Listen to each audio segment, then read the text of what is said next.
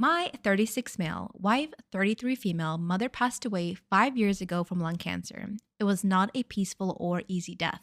Our lives understandably went on pause after the diagnosis, and we both spent a lot of time off work helping care for her mother. My wife had a pretty typical showing of grief at the time, cycling through different stages. Same with our 3 kids. After she passed, however, my wife got really bad. I totally understand this. I can't say I know exactly what she went through because I haven't had a parent die, but I understand how devastated she was. For months after she could barely function, I gently took over pretty much all of the responsibilities in the household and with the kids. She had been attending grief counseling since the diagnosis and continued after the death. None of this is the problem. I endeavored to be as supportive as possible. She cried on my shoulder every night for months, and I just thought this was the worst of for better or worse. The problem is that after 5 years, she does not seem any better or more functional. She stopped grief counseling about 4 years ago and refused to go again, stating it would not help her and that nothing could. About a month before any major holiday, she will have a major downturn. In bed half the day, crying all day, does not want to interact with the family, does not have the energy to do anything around the house. This will go on every single day until about a week after the holiday ends. Every holiday is intense grief, just as much now as it was 5 years ago. October, November, December, and January, which is her mom's birthday month, every year are particularly bad. I am essentially without my wife and I'm a single parent to my 3 kids. Altogether, she's completely incapacitated by grief for about 6 months out of the year and has been the past 5 years. When I say incapacitated, I mean incapacitated. When she is in the depths of her grief, she's completely incapable of intimacy with me or the kids. There is no cuddling, spending time with us, going on family outings. I don't sleep with her for half the year. I've stopped asking her if she wants to talk about it because she can't get any words out between sobs if she tries. What hurts most is that the kids have stopped asking or being concerned. If they see their mom in bed when they get home, they just go about their day and might casually mention, "Oh, mom is sad today," if their sibling or I ask where she is. They don't really seek affection with her anymore because they rarely get anything more than tears. I've discussed this with therapists, my parents, friends, etc., and I know all the rebuttals people have for this, so let me preempt them. She's unwilling to go back to therapy for grief counseling or see a doctor for depression. Yes, I know she's severely depressed. I can't force her to go to the doctor. I've tried so much. Yes, it really is just as intense as it was 5 years ago.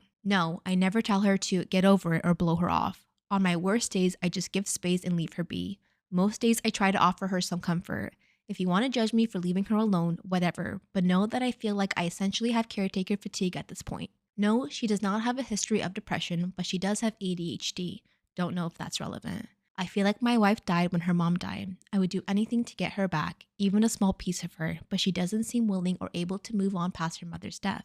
I feel awful for considering divorce, but I don't know what else to do. I, 28 male, have a friend called Sarah, 28 female, whom I've known since childhood and has been there for me my whole life. I owe her my life, and she's always been my go-to when I've got problems. I want to make this clear. Romantic feelings have never been involved. We have a brother/sister relationship. My wife, 29 female, has never liked Sarah. Since I had her as a best woman at my wedding, she calls her a pick-me. She went as far to suggest I cut her out of my life when she became pregnant with her first child, but we worked through it in couples therapy. Since Sarah has always been there for me, I've stepped up for her, with taking her to appointments, building the nursery, and even promising to be with her when she gives birth. She grew up in foster care, no family. My wife has become extremely hostile to Sarah, which has caused fights. To make up for not being there as much as I should, I planned a special birthday for my wife, a whole day and night being treated like a celebrity, with a fancy hotel, dinner in an expensive restaurant, shopping trip, and spa. Unfortunately, Sarah went into labor 6 weeks early and rang me in a bad state, begging me to come to the hospital because she was scared. I told my wife everything, and she started to freak out, saying it was her day and Sarah wasn't going to ruin it. I told her to stop being childish, we can celebrate another time, or she could ask a friend to go. Then she told me, "Don't come home without a paternity test," which hurt me.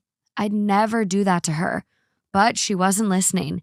She just left without saying another word. I'm currently with Sarah in the delivery ward, getting a cup of coffee. That's why the story is rushed. I've been getting so many angry calls and texts from both our families and friends. Unfortunately, I tried getting in touch with my wife, but I'm blocked on everything. I feel like helping a vulnerable person in a situation like this trumps a birthday, but I still feel guilty. Am I the asshole? Am I wrong for sacrificing my daughter's college fund because her sister just gave birth to her fourth child?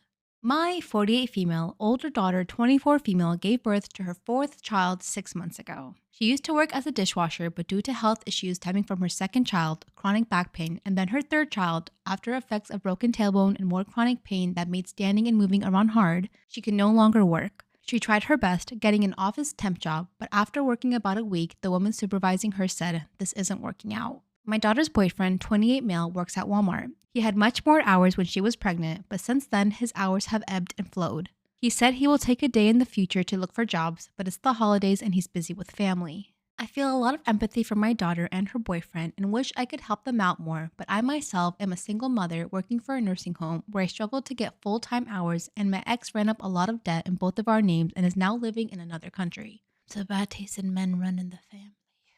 My younger daughter, 17, has a college fund. The amount in it would be enough to pay a large amount of a 2-year community college tuition. She's applied to 4-year universities with the understanding that she'd be taking out loans and working, so she's deciding between 4 years and community college. The other shoe dropped after my older daughter's landlord found out that they were having her boyfriend's brother and girlfriend living in their one bedroom in exchange for them helping with the rent, and they got evicted. My daughter agrees it was wrong to lie to the landlord, and both parents are depressed because her boyfriend got a job offer one state away and they would have to move from their support network. They came to me asking me for help so they could have more time to find financial stability here. I was torn, but seeing my grandkids, I knew my duty was to care for the most vulnerable in the family. Oh my God. So I will be making calls to liquidate my daughter's college fund, saying yes to understanding the penalties, and I told my daughter this. She got very cold and said, "You always brag about having a good memory. I hope you remember this moment then." She has not spoken to me since. She has made some cryptic posts about how she hopes she'll be grateful one day that she won't have the privilege of studying anything outside of something technical because she needs something where she'll always be able to find a job. So am I the asshole? Titled, "My 30 female, ex-husband, 36 male, wants me to be a surrogate for him and his girlfriend because her body is too perfect to ruin." A few months ago, I made a post about my ex-husband. Since then, we have had little to no communication except through a third party because we have a daughter together. He does absolutely nothing for her. He asked for full custody because he didn't want to pay child support. I finally got him to agree to supervised visits and 0 child support. The last 3 months, I haven't spoken a word to him, and he hasn't seen our daughter. But recently, he's been telling us about his hot 18-year-old girlfriend. Ugh. The reason why he told me is because we agreed to tell each other about our relationships since the person would interact with our daughter. But he's always, quote, accidentally sending me nudes of bikini pictures of her. What is wrong with this man? Or accidentally sending me messages meant for her. Oh. The other day he told me that he wants to have a baby with her. He's irresponsible and she's immature, so they would make horrible parents. But he wants me to carry their child. Why? Because her teenage body is, quote, so hot and sexy, and that I'm old and used. I have no idea why he would even ask me. Creep. Why is he telling me about her body? Why does he want me involved in any sort of way? Am I wrong for announcing my pregnancy at my older sister's birthday lunch? I, 25 female, have an older sister who is 30 years old. We have never gotten along growing up, and I consider her my first bully. That's okay, my older sister was my first bully too, but now we're like BFFs. Growing up, she has always commented on my weight and how I look. Because of the consistent bullying, I spent most of my time with my dad and stepmother who gladly took me in. Since I was still young, I was basically forced to visit my mom, and I dreaded the weekends I had to visit. My mother was never the problem, but she would let my sister get away with doing horrible things to me. When I turned 14, I was finally able to live with my dad and stepmom full time, but I did keep in contact with my mom. I didn't start visiting her home until I was 18. Anyways, my mother decided to set up a birthday dinner for my older sister. She invited both me and my husband, so we decided that we would go because I hadn't seen my mother since 2021, and I did miss her. Anyways, everything was going well. The food was amazing, and I got to see family that I haven't seen in years. Well, it was amazing until everyone was eating. I had finished my food and I was still hungry, so I asked my mother if it was okay to get more since everyone had gotten their first helping. My mother, of course, said to help myself, so I got up and started making myself a plate. It was going okay until my older sister loudly said, "Shouldn't you stop eating so much? You look like you're gaining so much weight." I'm literally 3 months pregnant. I looked around and everyone was looking at me, so I said, "Thanks for your concern, but I'm actually eating for two right now." Immediately, everyone started getting up and congratulating my husband and me while my sister just sat there looking dumb. Every conversation was about my pregnancy and nobody seemed interested in my sister. Soon after me and my husband left, we immediately got a text from my sister saying I was an asshole and I intentionally tried to ruin her day. I don't feel bad, but regardless of how I feel, am I the asshole? Crime Fanatic Friday, the Sacramento Vampire. Over the course of 4 weeks spanning across 1977 to 1978, Richard Chase took the lives of 6 innocent victims in Sacramento, California. His murders gradually progressed in violence, beginning with drive-by shootings and culminating acts of cannibalism, necrophilia, and extreme mutilation. However, it wasn't the murders themselves that made him a real-life boogeyman. He harbored a strange obsession with blood, claiming that his own was gradually turning into powder as a result of Nazi poisoning. He would often claim that his heart had stopped beating. He also believed that his bones and skull were gradually changing shape and accused his own mother of attempting to poison him. It was obvious that he suffered from psychosis, schizophrenia, and extreme paranoia, which manifested into the brutal acts that he committed. He even once injected rabbit blood directly into his veins, which is actually what got him admitted to a mental institution in 1975. However, he escaped in 1976 but was apprehended and sent to a hospital for the criminally insane. This is where he became known as Dracula to the other inmates as he exposed his vampiric tendencies. Later, in 1976, he was released for no longer being a threat to society. He returned to his previous life and then immediately started torturing neighborhood animals and drinking their blood. On December 29, 1977, he committed his first murder with a .22 caliber pistol against a 51-year-old man named Ambrose Griffin in his Sacramento home. There was no rhyme or reason to it. Ambrose Griffin was just in the wrong place at the wrong time. His next victim was a 3-month pregnant woman named Teresa Wallen, and on January 23, 1978,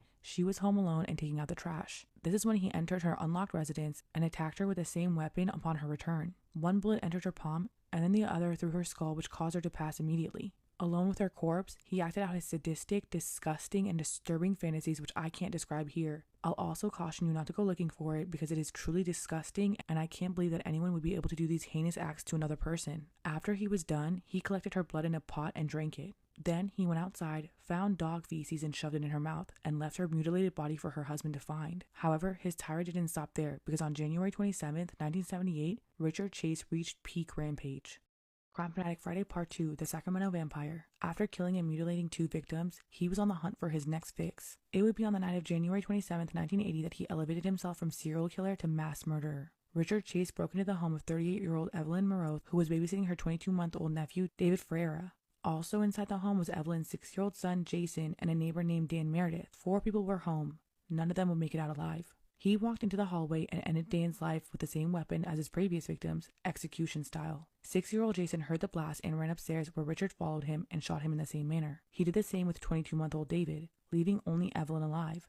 Finding her in the bathtub, clearly terrified by multiple blasts, he ended her life in the same way. Then, he took her body into the room where he violated her in multiple heinous ways and did unspeakable things to her body that I won't repeat here. Once again, after everything, he collected her blood and drank it, but he didn't stop there. He did the same to 22-month-old David and disposed of his body in a box near a church. The FBI eventually apprehended him as his childhood friend named Nancy Holden he had approached weeks before immediately suspected him. When they visited his home, he refused to open the door, so the FBI pretended to leave the scene. In reality, they hid out of sight and waited for Richard to come out.